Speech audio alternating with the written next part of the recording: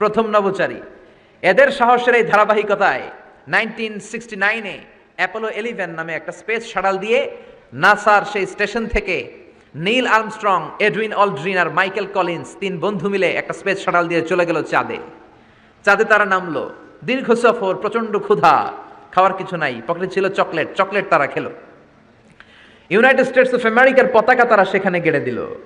Neil Armstrong খেয়াল করে দেখে চাঁদের এই মাথা থেকে ওই মাথার মাঝখানটাতে ফাটা। ফাটিয়েছে কে? চিল্লায় বলেন কে? সে পরবর্তীতে পৃথিবীতে এসে বিশ্বনবীর বায়োগ্রাফি পড়ে জানতে পেরেছে এটা বিশ্বনবী আঙ্গুলের ইশারায় ফাটিয়েছিলেন। পড়েন আল্লাহু আকবার। আবার চাঁদের মধ্যে সে একটা মিউজিক শুনতে পেল। কি শুনতে পেল? চমৎকার একটা মিউজিক। কিন্তু পৃথিবীতে এসে কোথাও এই মিউজিক সে পায় না, কোথাও এই মিউজিকের ক্যাসেট অ্যালবাম খুঁজে পায় না। পরে আমেরিকার একটা প্রেয়ার হলের পাশ দিয়ে সে হেঁটে যাচ্ছে, হঠাৎ দেখে ওই মসজিদের ভেতর থেকে ওই মিউজিকটা বাজে যেটা সে চাঁদে শুনেছে। মসজিদে ঢুকে দেখে একজন লোক কানের মধ্যে দুই হাত দিয়ে এই মিউজিকটা বাজায়। আসলে এটা কি মিউজিক না আজান? চিল্লায় বলেন মিউজিক না আজান? সে ভিতরে ঢুকে মুয়াজ্জিনরে বলে, তুমি এত বড় সিঙ্গার, এত বড় মিউজিশিয়ান, তোমার গান, তোমার মিউজিক চাঁদেও বাজে, কি এটা? সে বলল, এটা গান নয়, এটা মিউজিক নয়, এটা হচ্ছে আজান। চিল্লায় বলেন ঠিক কিনা? সে আজানের ধ্বনি আজও আছে না নাই? কিন্তু এক দলের আজানের ধ্বনি ভালো লাগে না, এরকমও আছে না নাই? কোরআন ভাল লাগে না, আছে না নাই? ইসলাম ভাল লাগে না, আছে না নাই? বিশ্বনবীকে গালি দেয়, এরকম আছে না নাই? বিশ্বনবী গোটা বিশ্বকে শিখিয়েছে সভ্যতা, সংস্কৃতি, সিভিলাইজেশন। এই মহান মানুষটিকে যারা গালি দেয় এরা মানুষ নয়, এরা পশু, এরা পিতৃ পরিচয়হীন জারদ সন্তান। চিল্লায় বলেন ঠিক কিনা? আপনি ব্রিটিশ মিউজিয়ামে যদি ঢুকেন দেখবেন সাদা পাথরের ফলকে লেখা, as a father, as a teacher, as a lawgiver, as a lawmaker, as a reformer of the society, Muhammad is the superman of the world. চিল্লায় বলেন আল্লাহু আকবার।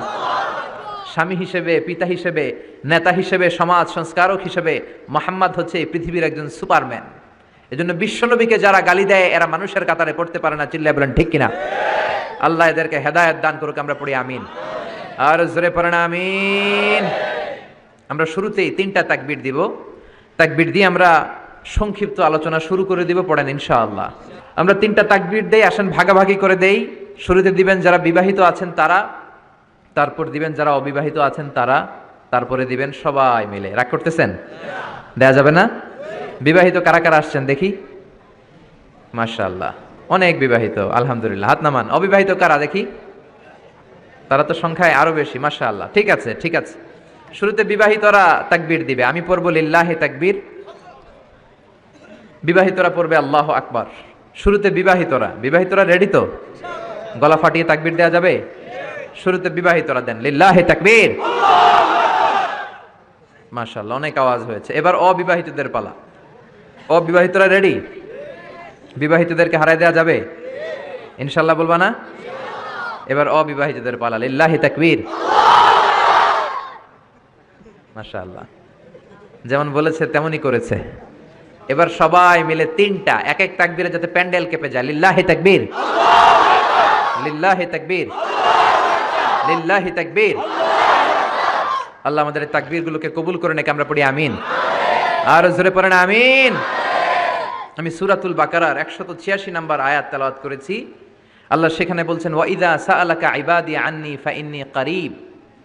ও নবী, আমার বান্দারা যখন আমার ব্যাপারে জিজ্ঞেস করে যে আমি কোথায়, আপনি বলে দেন ফাইন্নী করিব, নিশ্চয়ই আমি কাছে। আল্লাহ কি কাছে না দূরে? আল্লাহ যদি তৌফিক এনায়েত করেন শেষ পর্যন্ত এই আয়াতের আলোকে আপনাদের সাথে কি করে আল্লাহকে ডাকতে হয়, কেমন করে প্রার্থনা করতে হয়, কেমন করে মুনাজাত করতে হয়, সে বিষয়ে কিছু কথা শেয়ার করব ইনশাআল্লাহ। সবাই পড়েন ইনশাআল্লাহ। ওয়া ইযা সাআলাকা ইবাদি, যখন বান্দারা জিজ্ঞেস করে আপনাকে আমার ব্যাপারে, আন্নী ফাইন্নী করিব, আপনি বলে দেন নিশ্চয়ই আমি কাছে।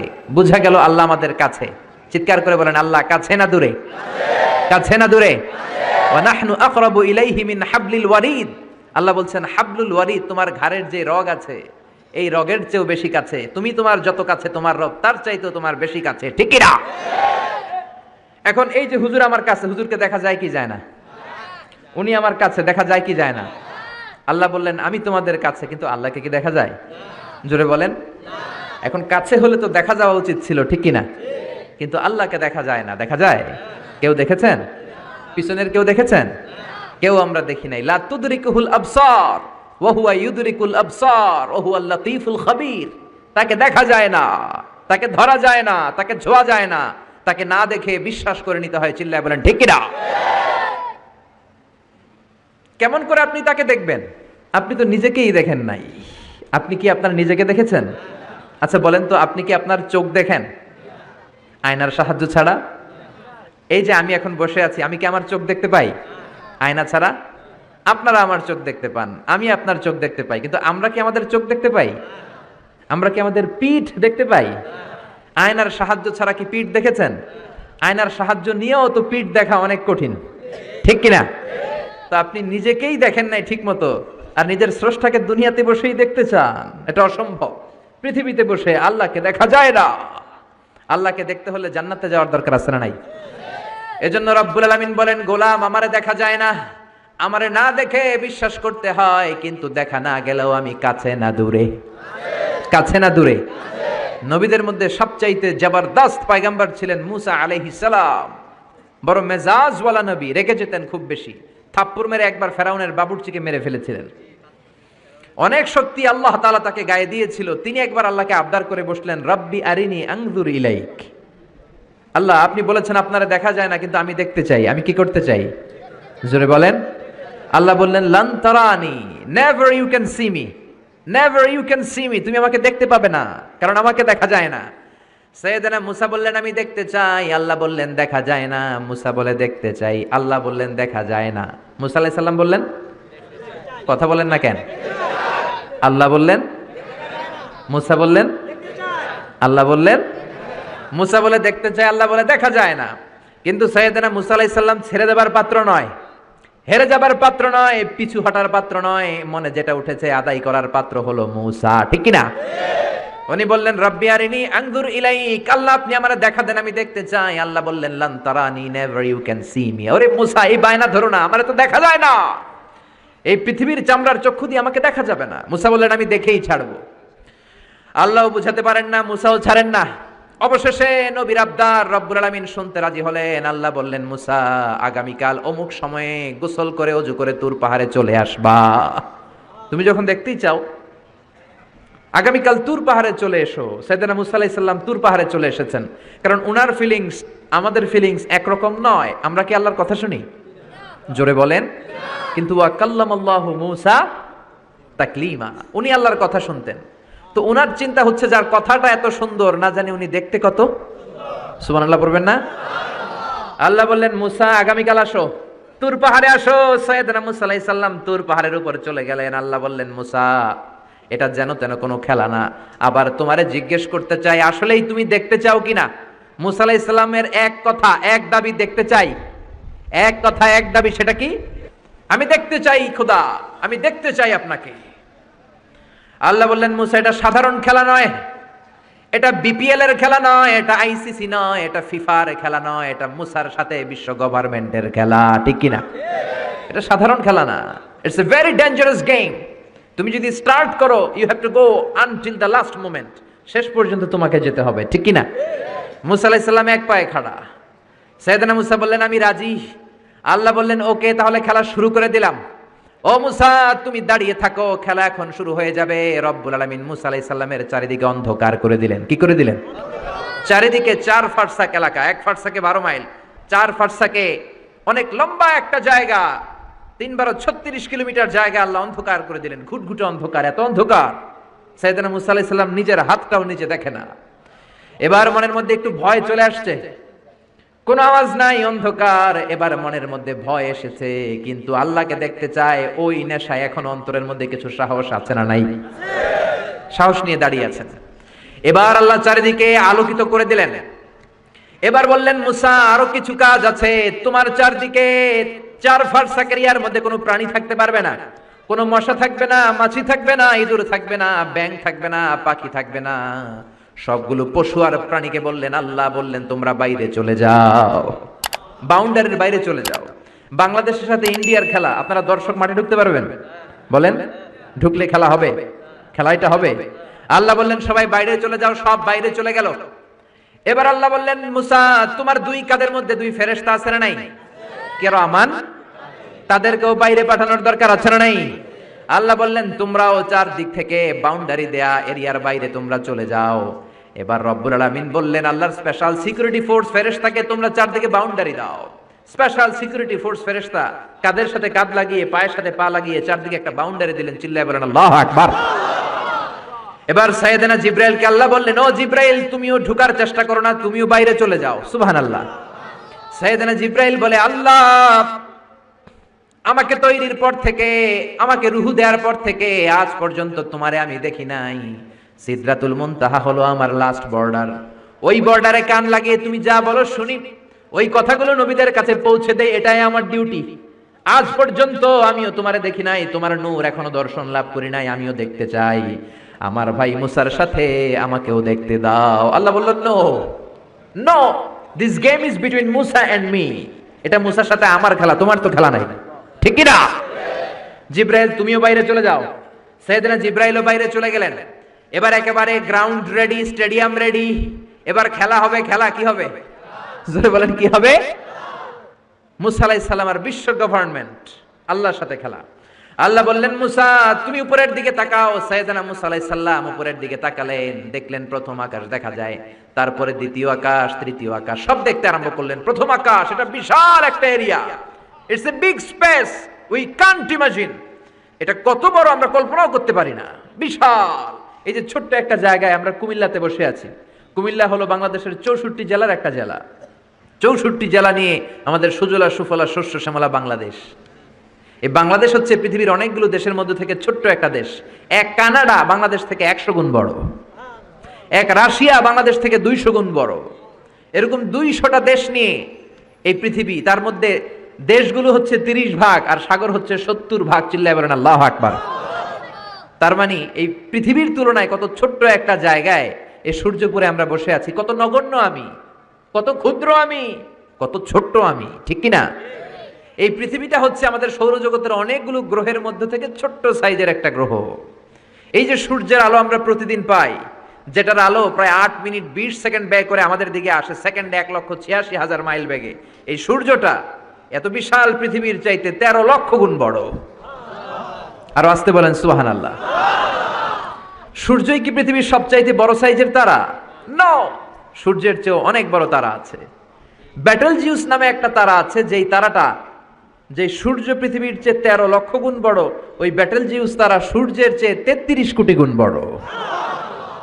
তার মানে এই না ব্যাটেল জিউসই পৃথিবীর সবচেয়ে বড় তারা। সূর্যের পরে পৃথিবীর সবচেয়ে কাছের তারার নাম হচ্ছে প্রক্সিমা সেন্ট্রাই, তারপরে আলফা সেন্ট্রাই এ, আলফা সেন্ট্রাই বি, এটা ক্যারিনা, ব্যাটেল জিউস, এরকম করতে করতে এক একটা তারা বিশাল বড়। এই সবগুলো তারা মিলে আমাদের গ্যালাক্সি। আমাদের গ্যালাক্সিতে অনেকগুলো তারা। আমাদের গ্যালাক্সির নাম হচ্ছে মিল্কি ওয়ে। এর মানে এই নয় মহাবিশ্বে মাত্র একটা গ্যালাক্সি। বিজ্ঞানীদের ধারণা প্রথম আকাশের নিচে প্রায় 400 বিলিয়ন গ্যালাক্সি রয়েছে। চিল্লায় পড়েন আল্লাহু আকবার। এরকম হাজারো গ্যালাক্সি নিয়ে আমাদের ইউনিভার্স, এরকম হাজারো ইউনিভার্স গোটা বিশ্বে আছে না নাই? এই সবগুলোকে প্রথম আসমানের নিচে রেখে আসমানটাকে সুশোভিত করেছে কে? সাইয়েদনা মুসা আলাইহিস সালাম প্রথম আসমানের দিকে তাকালেন, ওনার চোখের পাওয়ার বাড়িয়ে দিল কে? উনি এই গ্যালাক্সি দেখতে আরম্ভ করলেন, ব্ল্যাক হোল দেখতে আরম্ভ করলেন, ইউনিভার্স গুলো দেখতে আরম্ভ করলেন, ডিফারেন্ট ল অফ নেচার নিয়ে যত ইউনিভার্স আছে তিনি দেখলেন। তারপরে দ্বিতীয় আকাশ, একটার চাইতে আরেকটা বড়, একটার চেয়ে আরেকটা বড়।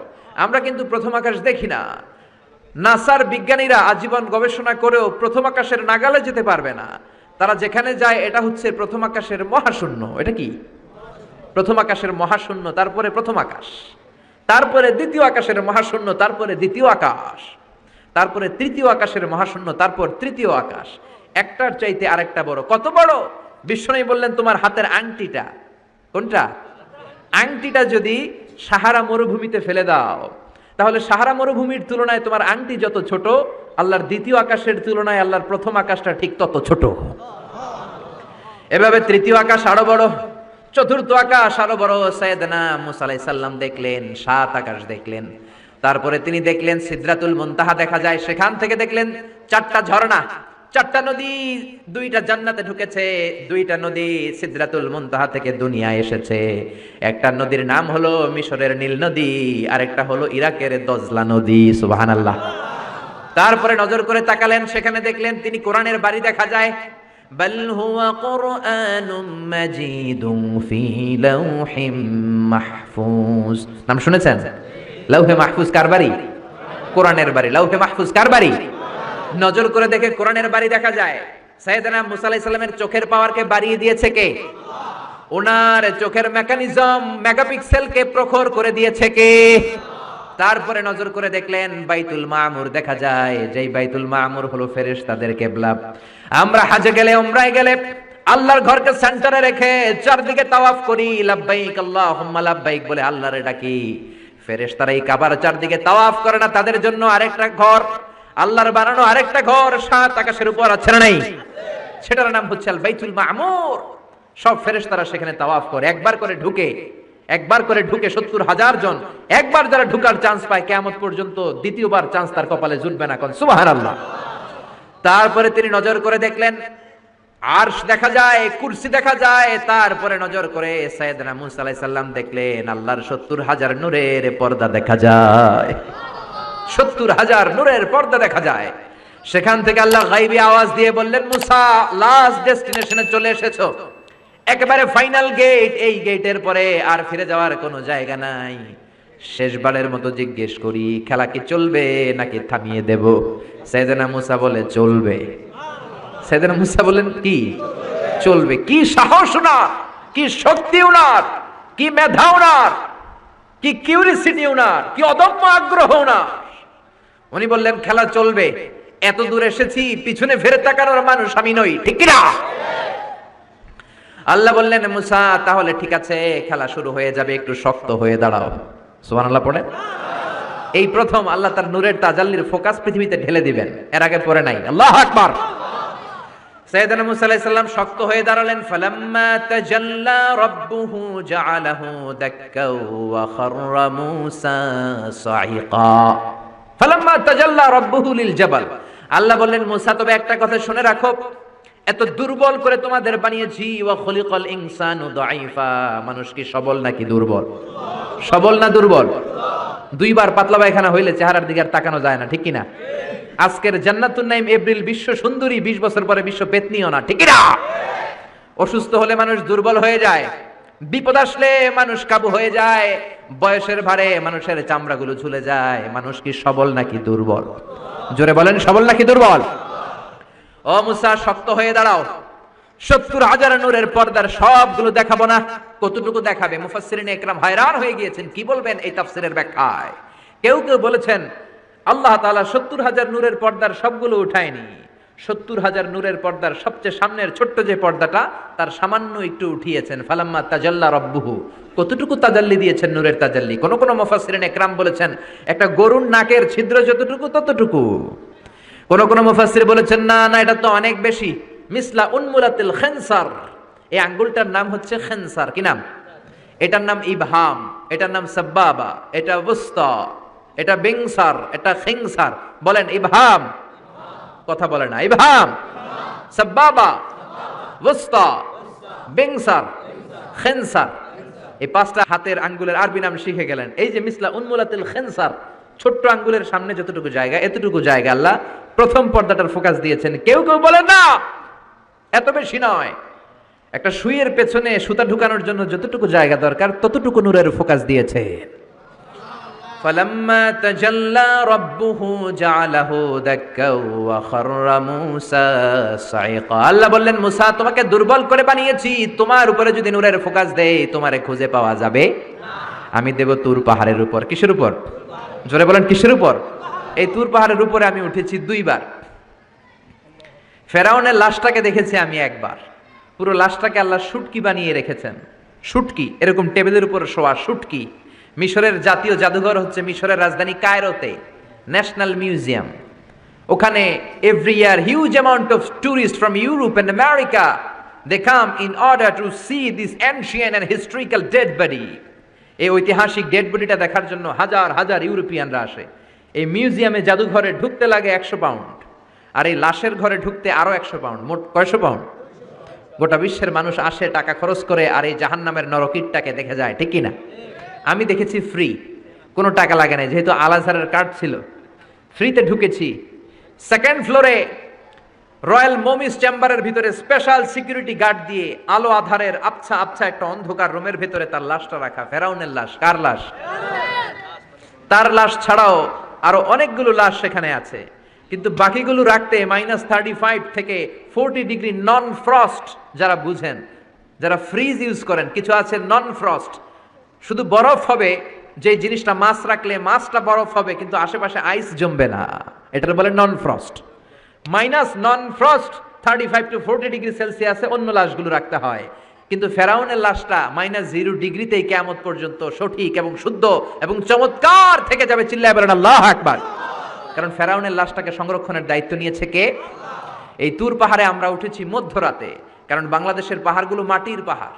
আপনি খাগড়াছড়িতে যান, আপনি বান্দরবান যান, আপনি ময়মনসিংহের গারো পাহাড়ে যান, আমাদের পাহাড় কি মাটির না পাথরের? আর সৌদি আরব মিশরের পাহাড়গুলো কি মাটির না পাথরের? পাথরের। পাথরের পাহাড়ে যখন সানশাইন, সূর্যের আলো লাগে, 2-3 ঘন্টায় সূর্যের তাপে পাথরগুলো গরম হয়ে যায়। এজন্য আমরা মাঝরাতে উঠলাম, 120 জন। আমরাও যাচ্ছি, ইহুদিরাও যাচ্ছে, খ্রিস্টানরাও যাচ্ছে। মিশরে যাওয়ার আগে আমি জিউস কমিউনিটি দেখি নাই, ইহুদি দেখি নাই, ওই প্রথম ইহুদি দেখলাম। একসাথে উঠলাম। আমার জীবনে এত কষ্ট আমি এর আগে করি নাই, যে কষ্ট আমার হয়েছিল তুর পাহাড়ে উঠতে। ব্যাকপ্যাক ছিল, ব্যাকপ্যাক, প্রত্যেকের পিঠে একটা করে ব্যাগ, সেখানে ড্রিঙ্কস ছিল, পানি ছিল, টিস্যু ছিল, এগুলো নিয়ে আমরা উঠলাম। উঠতে উঠতে ফজরের সময় হয়ে গেল। দেখলাম সেই জায়গাটা, যেই জায়গায় আল্লাহ নূরের তাজাল্লি দিয়ে ওনার প্রিয় নবী মুসা আলাইহিস সালামকে বেহুশ করে পাহাড়ের উপরে ফ্ল্যাট করে ফেলে দিয়েছিলেন। চিল্লায় পড়েন আল্লাহু আকবার। ফজরের সময় আমরা মসজিদে ঢুকলাম। ইহুদিরা ঢুকলো সিনাগগ, তাদের সিনাগগে, আর খ্রিস্টানদের জন্য ছোট্ট একটা চার্চ। চার্চ বুঝেন তো? গির্জা। গির্জায় যে ওরা প্রার্থনা করবে। ইহুদিরা ঢুকে সিনাগগে। সিনাগগে ঢুকলো, আমরা ঢুকলাম আমাদের ছোট্ট একটা মসজিদে।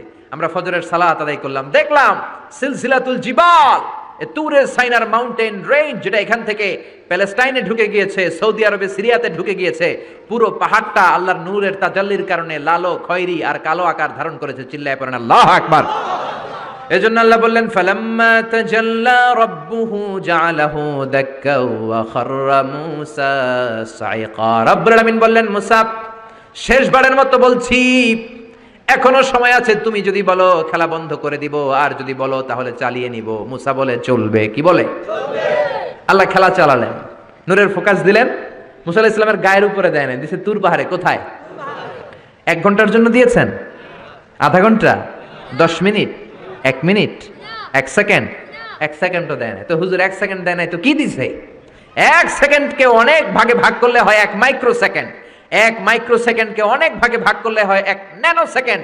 1 ন্যানো সেকেন্ডেরও 1000 ভাগের 1 ভাগ নূরের ফোকাস আল্লাহ তুর পাহাড়ের মধ্যে দেওয়ার সাথে সাথেই পৃথিবীর সবচাইতে শক্তিধর পয়গাম্বার ওই 1 সেকেন্ডের 1000 ভাগের অল্প সময়ের মধ্যে বেহুশ হয়ে পাহাড়ের উপরে পড়ে যায়।